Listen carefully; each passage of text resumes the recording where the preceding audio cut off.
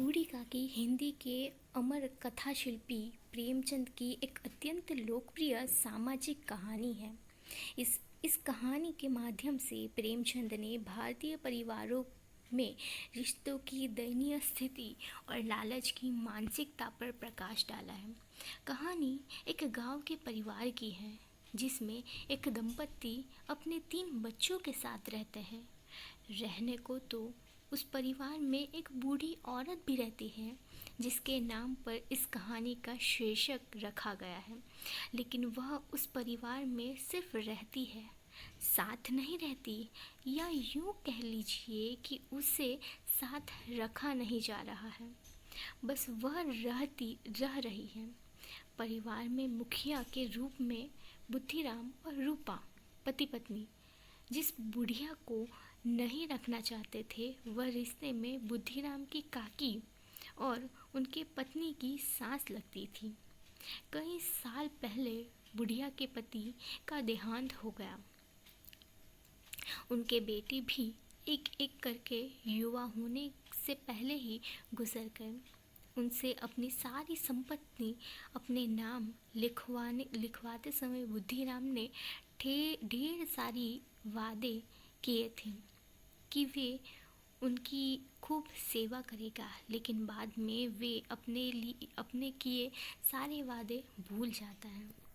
प्रेमचंद ने इस कहानी में बूढ़ी काकी के चरित्र चित्रण में मनोवैज्ञानिकता का अच्छा परिचय किया है।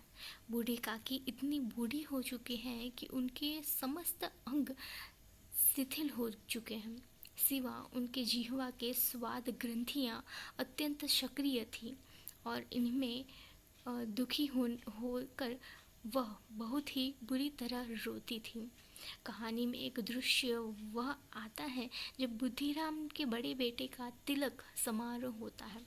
घर में उत्सव सा माहौल है। मेहमान आए हैं, पूरे गांव को खाने पर न्योता है। हलवाई और नाई सब अपने अपने काम पर लगे हुए हैं। बड़े बड़े कढ़ाई में पूरी, सब्जी और अन्य मिठाइयाँ बनी जा रही हैं। रूपा तैयारियों और भागदौड़ में व्यस्त होने के कारण बुरी तरह थक गई है। उधर बूढ़ी काकी की कोठरी में हवा के माध्यम से मिठाइयों की खुशबू पहुंच रही है।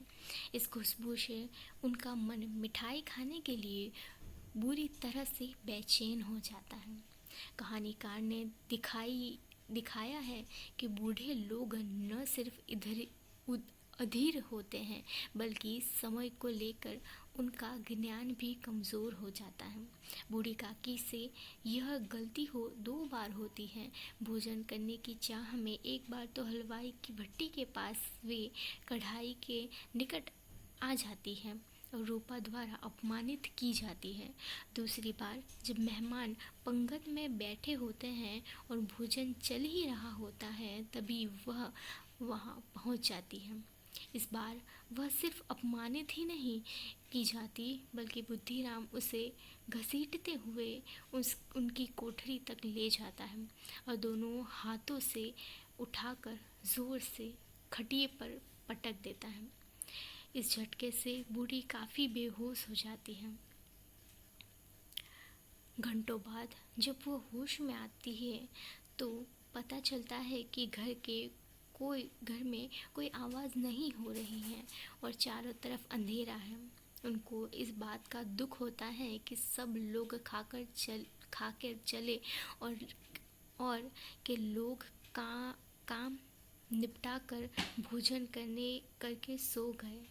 उनके मन में ख्याल तक नहीं आया कि बुढ़िया को भोजन दे।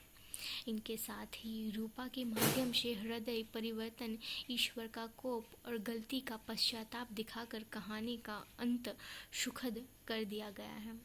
इस तरह ब्राह्मणी का अपमान, ईश्वर के शाप का डर, बच्चों को बख्श देने की रूपा की प्रार्थना लेखक की रूढ़िवादी सोच को दर्शाती है, तो दूसरी तरफ उनकी कहानी कला के विकास को भी दर्शाती है। यह कहानी आदर्शोन्मुखी यथार्थवादी कहानी है। इसके बाद पुष की रात नशा, मंदिर और कफन जैसी कालवशी यथार्थवादी कहानियों की रचना कर उन्होंने अपनी प्रगतिशील विचारधाराओं का परिचय दिया है। बूढ़ी काकी कहानी के माध्यम से लेखक ने भारतीय आदर्श परिवारों की पोल खोल दी है। लोभ जहाँ सिर्फ ईश्वर के भय से पश्चाताप में परिणत हो जाता है,